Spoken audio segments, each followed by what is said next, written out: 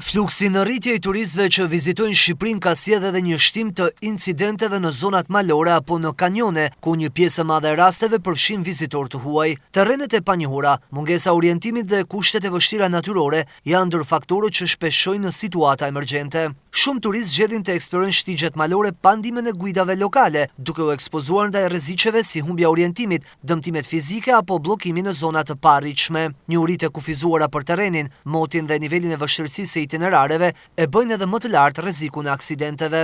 Të gjitha rastet, do ta themi që janë dhe raste fatale janë me të huaj.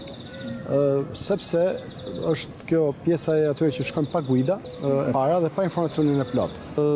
Turistët e huaj përdorin në përshtigjet e rrezikshme, shtigje që janë shtigje verore, ata i përdorin në dibër sepse përdorin aplikacion, nuk marrin guida dhe aplikacioni i nxjerr në shtegun i cilin pasi të kalueshme dhe atje pastaj përballet me vështirësi dhe ndodhin aksidente.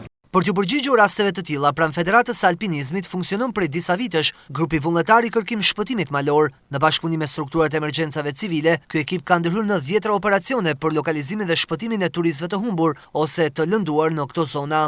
Ajo gjë që në fakt unë duhet ta theksoj është një diçka tjetër që në çdo vend të Europës, për këta, po ta themi, turist aventurier, të cilët marrin këto lloj rrisjesh, ka një faturë, të cilat i vjet pas, domethënë i jepet shërbimi, po i vjet edhe një faturë pas. Ajo që nuk bëhet në Shqipëri kjo është.